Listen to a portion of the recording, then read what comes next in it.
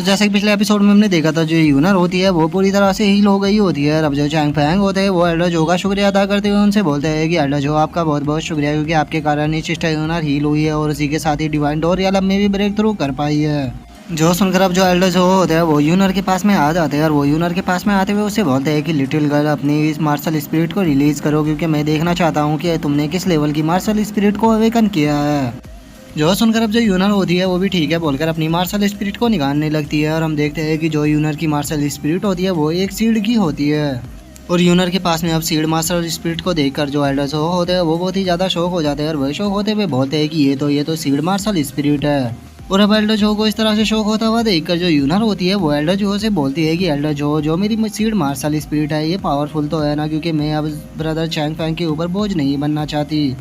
मैं भी उसकी मदद करना चाहती हूँ, तो इसीलिए प्लीज़ मुझे बताइए कि जो ये सीड मार्शल स्पिरिट है ये पावरफुल तो है ना। जो सुनकर जो एल्डर जो होता है वो यूनर को बताते हैं कि ये कहना थोड़ा मुश्किल है कि ये मार्शल स्पिरिट पावरफुल है या नहीं, क्योंकि ये जो मार्शल स्पिरिट होती है ये टाइम के साथ पावरफुल होती जाती है। जो सुनकर जो चैंग फैंग होता है वो एल्डर जो की तरफ देखते हुए उनसे बोलता है कि आपने कहा कि ये मार्शल स्पिरिट टाइम के साथ में ग्रो करती है, तो क्या आप कहना चाहते हो कि जो सिस्टर यूनर की मार्शल स्पिरिट है वो टाइम के साथ में इन्वॉल्व करेगी। जो सुनकर जो एल्डर जो होते हैं वो चैंग फैंग से बोलते हैं कि हाँ, क्योंकि जो ये सीड मार्शल स्पिरिट है ये सच बताओ तो एक हिडन मार्शल स्पिरिट है और इसकी अभी की जो फॉर्म है वो इसकी फाइनल फॉर्म नहीं है, क्योंकि इसकी फाइनल फॉर्म बहुत ही पावरफुल होती है और उसके लिए इसे बहुत ही ज़्यादा एनर्जी को एब्जॉर्ब करना पड़ता है। जो सुनकर अब जो यूनर होती है वो भी अपने सीड मार्शल स्पिरिट को देखने लगती है और वो उसे देख कर खुश होते हुए बोलती है कि इसका मतलब ये टाइम के साथ में ग्रो करेगी। लेकिन एल्डर जो मैं जानना चाहती हूँ कि फ्यूचर में ये ग्रो होने के बाद जब ये अपनी फाइनल फॉर्म में पहुँच जाएगी तो उस टाइम पर ये कैसी दिखेगी। जो सुनकर अब जो एल्डर जो होते हैं वो यूनर को समझाने लगते हैं कि जो तुम्हारी सीड मार्शल स्पिरिट है ये एक पेड़ की तरह है, जिसे कि अगर अच्छे टाइम पर सही से पानी और एनर्जी नहीं मिलती तो वो सूख कर खराब हो जाती है, लेकिन वहीं दूसरी तरफ अगर उसे अच्छे से पानी और एनर्जी मिलती है तो वो एक पावरफुल ट्री बन जाता है। इसी तरह तुम्हारी ये सीड मार्शल स्पिरिट है, अगर तुम अच्छे से कल्टीवेशन कर अपनी सीड मार्शल स्पिरिट को एनर्जी प्रोवाइड करती रहोगी तो ये एक डिवाइन ट्री बन सकता है, और अगर तुम ऐसा नहीं करोगी तो जो तुम्हारी सीड मार्शल स्पिरिट है ये पूरी तरह से बेकार होकर बर्बाद हो जाएगी। जो सुनकर अब जो यूनर होती है वो अपनी सीड मार्शल स्पिरिट की तरफ देखते हुए बोलती है कि एल्डर जो इस सब के बारे में बताने के लिए आपका बहुत बहुत शुक्रिया। अब मैं अपनी सीड मार्शल स्पिरिट को पावरफुल बनाने के लिए ज़्यादा से ज़्यादा कल्टीवेशन करूंगी ताकि मैं इसे पूरी एनर्जी प्रोवाइड करा सकूं और ये एक डिवाइन ट्री में कन्वर्ट हो सके, जिसके बाद हो सकता है कि मैं ब्रदर चैंग फैंग की हेल्प कर पाऊंगी। जो सुनकर अब जो चैंग फैंग होता है वो भी यूनर को मोटिवेट करते हुए उसे बोलता है कि सिस्टर मुझे आपके ऊपर पूरा यकीन है कि आप अपनी इस सीड मार्शल स्पिरिट को पावरफुल जरूर बनाओगे, जिसके बाद आप काफ़ी ज़्यादा पावरफुल हो जाओगे और मेरी भी मदद कर पाओगे। लेकिन तभी जो एल्डर जो होते हैं वो यूनर से बोलते हैं कि लिटिल गर्ल मैं जानता हूँ कि तुम काफ़ी ज़्यादा खुश हो क्योंकि तुम्हें मार्शल स्पिरिट काफ़ी बेहतर मिली है, लेकिन तुम्हें इसके लिए ज़्यादा खुश भी नहीं होना चाहिए, क्योंकि जो सीड मार्शल स्पिरिट है ये तुम्हारे लिए अपॉर्चुनिटी लेकर आई है तुम्हें पावरफुल बनाने की, लेकिन उसके साथ ही में ये तुम्हारे लिए खतरा भी लेकर आई है। और अब एल्डर जो की इस बात को सुनकर तो जो चैंग फैंग होता है वो बहुत ही ज़्यादा शौक हो जाता है और वो एल्डर जो की तरफ देखते हुए उनसे बोलता है कि एल्डर जो आप कहना क्या चाहते हो, मैं आपकी बात को समझ नहीं पा रहा हूँ। जो सुनकर अब जो एल्डर जो होते हैं वो चैंग फैंग को बताने लगते हैं कि चैंग फैंग मैं अब काफ़ी ज़्यादा ओल्ड हो चुका हूँ, लेकिन जब मैं यंग था तो मैं दूर दूर ट्रैवल किया करता था और ऐसे ही ट्रैवल करते हुए एक बार मैं किन डायनेस्टी के अंदर पहुंचा और वहां पर एक फैमिली थी जिसके पास की एक टेक्निक थी जिससे कि वे अपनी मार्शल स्पिरिट को दूसरे को दे सकते थे, और इस मेथड का यूज वे केवल अपने लोगों के ऊपर ही नहीं करते थे बल्कि जिन लोगों के पास में हिडन मार्शल स्पिरिट हुआ करती थी वे उनकी हिडन मार्शल स्पिरिट को भी चुरा कर अपने पास में रख लिया करते थे, जिस कारण उन लोगों के पास में 2 मार्शल स्पिरिट हो जाया करती थी और उनकी जो पावर थी वो कई गुना ज़्यादा बढ़ जाया करती थी।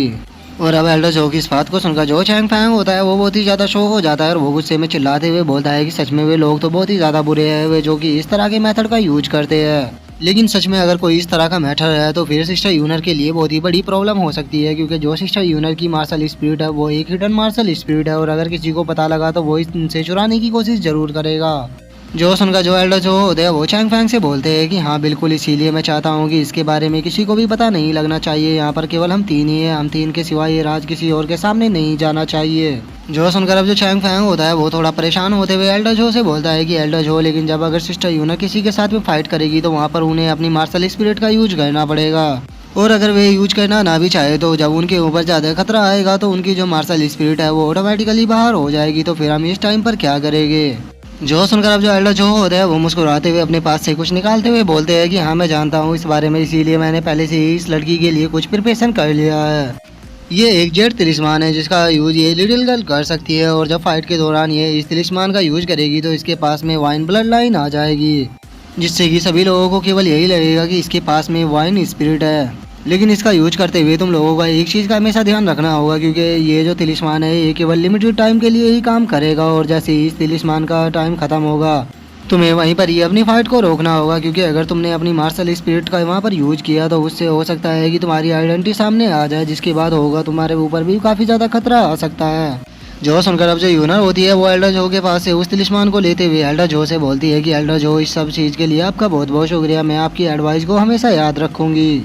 जिसके बाद अब हम चैंग फैंग को देखते हैं जो कि एल्डर जो का शुक्रिया अदा करते हुए उनसे बोलता है कि एल्डर जो आपका एक बार फिर से बहुत बहुत शुक्रिया, सच में मैं समझ नहीं पा रहा हूँ कि मैं कैसे आपका रीपे करूँ, क्योंकि आपने हम लोगों के लिए बहुत ही ज़्यादा कुछ किया है। जो सुनकर जो एल्डर जो होते हैं वो वहाँ से जाने लगते हैं, और वहाँ से जाते हुए बोलते हैं कि तुम लोगों को शुक्रिया अदा करने की कोई भी ज़रूरत नहीं है, क्योंकि मैं जानता हूँ कि तुम मेरे किन्यून सेक्ट के टैलेंटेड डिसाइपल हो, और मैं अपने किन्यून सेक्ट के टैलेंटेड डिसाइपलों को इस तरह से मरने नहीं दे सकता,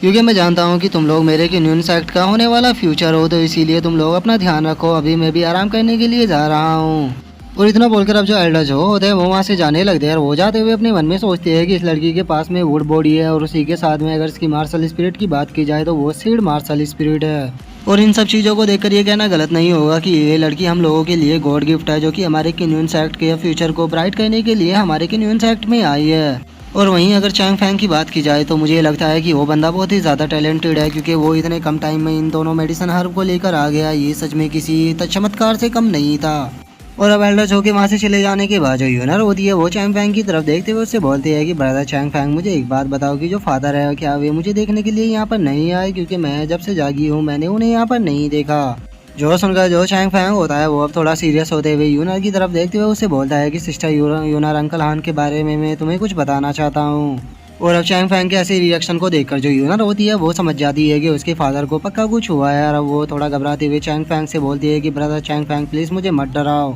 क्योंकि तुम्हारा जो फेस का रिएक्शन है इससे मुझे ऐसा लग रहा है कि जो फादर है वो काफ़ी बड़ी प्रॉब्लम में है, तो इसीलिए प्लीज़ मुझे बताओ कि फादर को क्या हुआ है। जो सुनकर जो चैंग फैंग होता है वो अब यूनर को बताने लगता है कि जो अंकल हान थे वो एल्डर रैन यूजी और जो सुप्रीम एल्डर है उन दोनों के साथ में फॉरेस्ट के अंदर गए थे,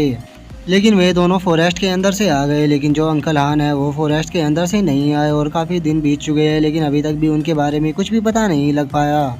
जो सुनकर अब जो यूनर होती है वो काफ़ी ज़्यादा घबराने लगती है, और वो रोते हुए बोलती है कि नहीं नहीं ऐसा नहीं हो सकता, फादर के साथ में कुछ भी नहीं हुआ होगा, पक्का वे सही सलामत हो गए। और अब यूनर को ऐसे रोता हुआ देखकर जो चैंग फैंग होता है वो यूनर को शांत करते हुए उससे बोलता है कि सिस्टर यूनर आपको रोने की कोई भी ज़रूरत नहीं है, क्योंकि मुझे लगता है कि जो अंकल हान है वो पूरी तरह से ठीक हो गए, इसीलिए अभी तुम्हें उनकी चिंता नहीं करनी चाहिए, अभी तुम्हें अपने ऊपर ध्यान देना चाहिए, तुम्हें जल्द से जल्द अपनी इंजरी को पूरी तरह से हील करना होगा, जिसके बाद हम दोनों अंकल हान को ढूंढने के लिए जाएंगे। और अब चैंग फैंग के इतना बोलते के साथ ही जो हमारा आज का एपिसोड है वो यहीं पे कंप्लीट हो जाता है। तो अब नेक्स्ट एपिसोड में देखिए कि आगे क्या होता है। अगर आप लोगों को वीडियो अच्छी लगी हो तो लाइक कर देना, चैनल को सब्सक्राइब कर देना। मैं मिलता हूँ नेक्स्ट एपिसोड में, तब तक के लिए बाय बाय गाइस।